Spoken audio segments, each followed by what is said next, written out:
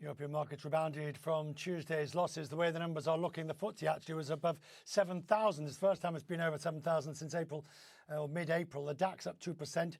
Not quite recovering from yesterday's tech sell-off, but still an impressive performance. And there are signs, new signs, welcome signs that the Eurozone growth has taken place. The final composite PMI, not a number we not often talk about in any great detail, but it did tick up to 53.8. And that means manufacturing has now expanded for 2 months in a row. It shows the private sector growing at its fastest pace since last July, even though Europe officially fell into a recession during Q1, a double dip. Paschal Donohoe is the Eurogroup President and Ireland's Finance Minister. Joins me now from Dublin. Minister, before we get into the Eurogroup and the Eurozone economics, tonight the White House has said it does support the lifting of the waiver for the patents on vaccine, which of course has been opposed by pharmaceuticals. What's your position? What's the position of the Irish government? Do you support a waiver so that the vaccine patent can be lifted? Well, hello, Richard, and it's great to be on your programme. Up to this point, the view of the European Union and the Irish government has supported this view, is that what we have to do is rapidly increase the global supply of vaccines. In order to rapidly increase the global supply, it is important to allow innovation to take place, in which a degree of reward does go back to the company, to the people who do the innovation.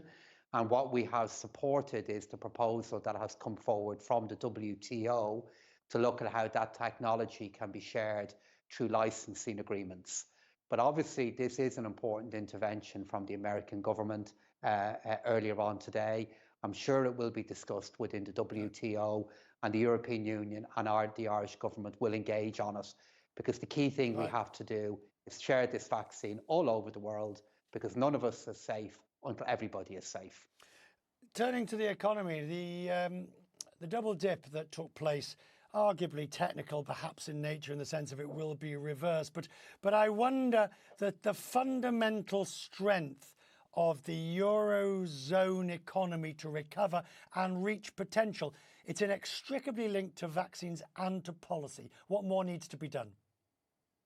Well, your analysis is very fair. It is linked to where we are with vaccines, and it is linked to where we are with economic policy. And the fundamentals are strong with regard to both of those. From a vaccine point of view, 25% of the population of the European Union has now been vaccinated.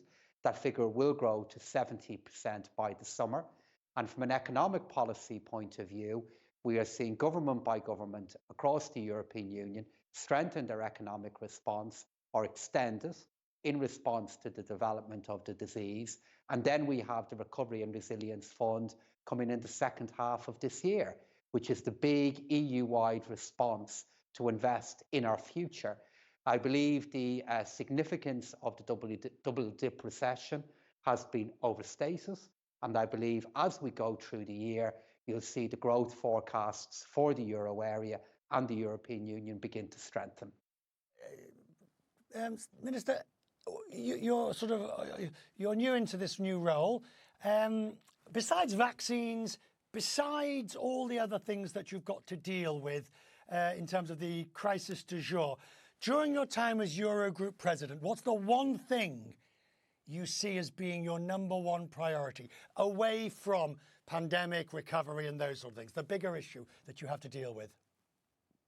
Well, the bigger issue, which is linked to where we are with the pandemic, because there's little in the future of our economies and the future of our societies that isn't linked to the pandemic at the moment, has been the crafting of a budget policy within the euro area that is right for the European Union and will allow our recovery to take place both economically and for our societies.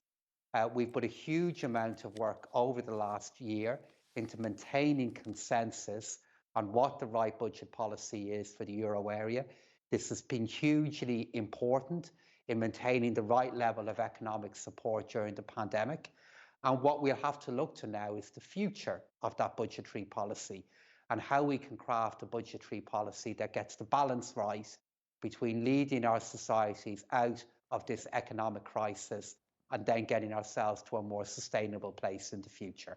And that is the work of the next part of my mandate as President of the Eurogroup.